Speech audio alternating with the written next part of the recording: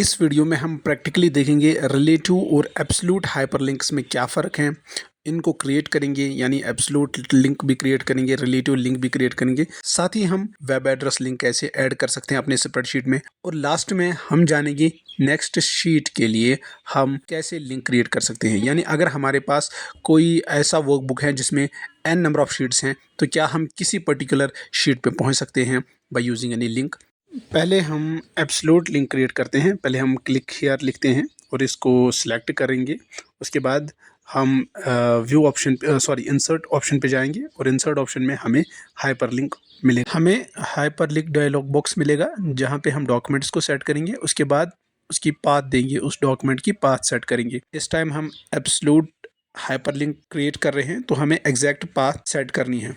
तो हमने डॉक्यूमेंट्स में देखना है किस फोल्डर में हमारी फाइल है। तो फॉर एग्ज़ाम्पल हमारी एक फ़ाइल है, तो यहाँ पे मेरी फ़ाइल है पाइथन। मैं पाइथन एक मेरी वर्ड फाइल है, मैं इसको सेट करता हूँ। इसका पाथ मैं यहाँ सेलेक्ट करता हूँ और उसके बाद मैं इसको अप्लाई करता हूँ। तो इस तरीके से ये क्रिएट हो जाएगी इसकी लिंक इस पाइथन डॉक्यूमेंट की। अब अगर हम इस लिंक पे क्लिक करेंगे तो हमें कंट्रोल प्लस क्लिक करना है, तो तब जाके हम डायरेक्ट उस वर्ड फाइल में पहुंच जाएंगे। तो ये था एक एब्सोल्यूट हाइपरलिंक बनाने का तरीका। Next is relative hyperlink. इस हाइपरलिंक में हमारे पास जो डॉक्यूमेंट होते हैं, एक ये कि जहाँ पे हम लिंक इस्तेमाल करेंगे, हाइपरलिंक का इस्तेमाल करेंगे, और दूसरा जो डॉक्यूमेंट हम अटैच करते हैं लिंक के साथ, ये दोनों एक ही फोल्डर में या एक ही डायरेक्टरी में होनी चाहिए।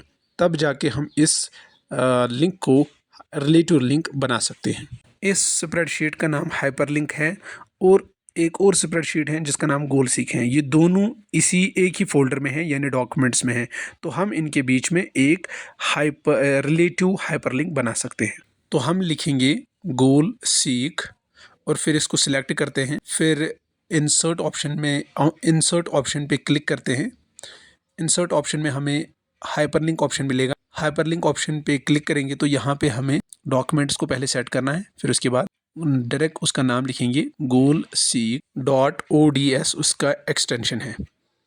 तो ये एक लिंक क्रिएट हुई। अब हम चेक करेंगे कंट्रोल प्लस क्लिक करके, तो ये देख लीजिए हम डायरेक्ट उसी स्प्रेडशीट में पहुंच गए। तो ये वाली लिंक जो है ये एक रिलेटिव हाइपरलिंक है। नेक्स्ट, अब वेब एड्रेस, यानी हम स्प्रेडशीट में कैसे एक वेब पेज को हाइपरलिंक के ज़रिए से ऐड कर सकते हैं।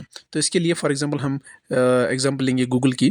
तो गूगल हम लिखेंगे हाइपर टेक्स्ट भी गूगल ही, और इसको हम एक हाइपरलिंक बनाते हैं फॉलोइंग द सेम स्टेप्स।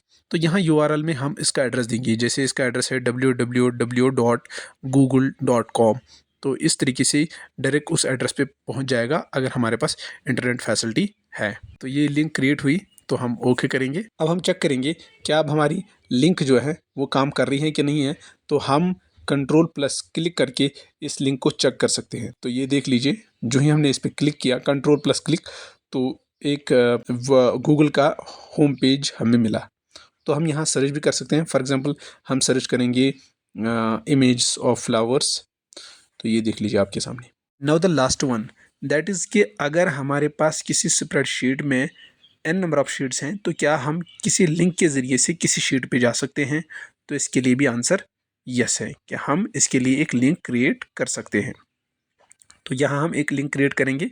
हम लिखेंगे शीट 2। फॉर एग्जांपल हमारे पास 2 ही शीट हैं, तो हम शीट 2 इसका लिखेंगे।